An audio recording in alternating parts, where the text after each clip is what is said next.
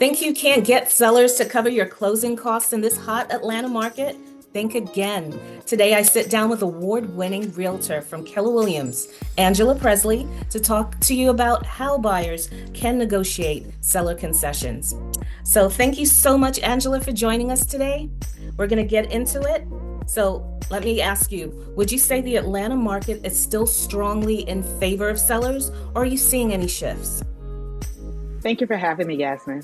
Yes, here in Atlanta, we have a different market than what you'll see in other parts of the country. We have a strong economy. We have at least 60,000 people moving here on a regular basis. And so that creates an interesting demand on housing. So as you'll see from the chart here, back in the housing crash, we had 31,000 houses on the market. Right now, we have roughly a little less than 9,000. During the crash, it was a significant buyer's market. There were more houses on the market than there were buyers looking to purchase, which is what caused prices to go down, days on market to increase, and for it to really be an influx of supply. Right now, you'll see that we don't have as many houses on the market, and we have what's called 2.9 months of supply. Anything less than 6 months means we're in a seller's market. So based on the data specifically for the Metro Atlanta area, we are still in a strong seller's market. Okay. So, what strategies are buyers using to get sellers to cover closing costs, even in this competitive market? So as you'll see, seller paid closing costs kind of varies based on the price point. The most average price point, again, 300 to 500,000. You're seeing that sellers are paying on average $7,500 to help that buyer be able to purchase the home. You'll see it may go up a little bit or down a little bit based on where it falls in the price range. However, on average, you're seeing about $7,500 being given back towards the buyer, which is a significant amount to help them either have cash for once they purchase the home, do any upgrades, repairs, buying furniture, or to offset the costs and help them be able to actually afford to get the home. Okay.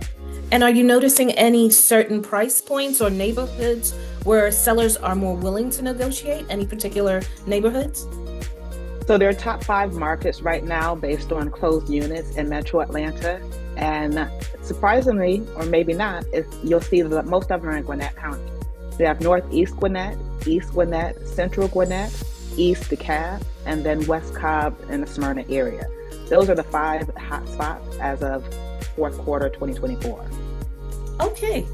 Alrighty. So we've talked about the neighborhood, we talked about the price points, and we know that sellers are, pretty much motivated if they've got their house on the market now, even with if they bought in at a lower interest rate and they're selling it, that means they're motivated to sell. So it's just all about taking advantage of the opportunity.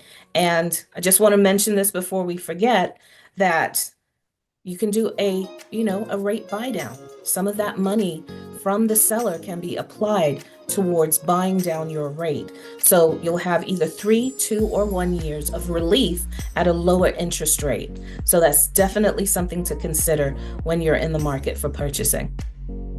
Absolutely. And we say there are 6 D's for reasons why people move: death, divorce, diapers, diplomas, debt, and relocating or a job. So it's another D, but it's relocation is what it comes out to. Okay. Yes, because life happens, and although you might want to stay in your home for 7 to 10 years or more, things come up. You might want to, as you just said, a lot of different reasons why you might have to move, and that's fine. But now's the time for buyers to take advantage of this market before it starts to heat up, because you've already started to see a little bit of that, right, Angela? Yes, I've seen more buyers making phone calls, asking questions about the home buying process.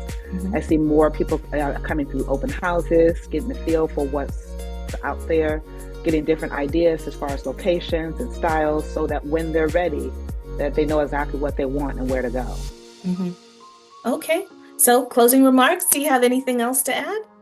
Yes, well, it's always a good time to buy if you have the amount of money to pay to get into a home and you can afford the payment. You can always refi at a later time, but if you can afford the house right now, now's a good time to purchase. You'll be able to have stabilization in where you live, as well as see the appreciation over time. So if you're looking to get in the market, feel free to reach out to either Yasmin or me, and we'll definitely get you taken care of. Exactly. Thank you so much, Angela, for your time today. And Thank you. Yes, please like, share, and subscribe, and we'll see you next time. Bye. Bye.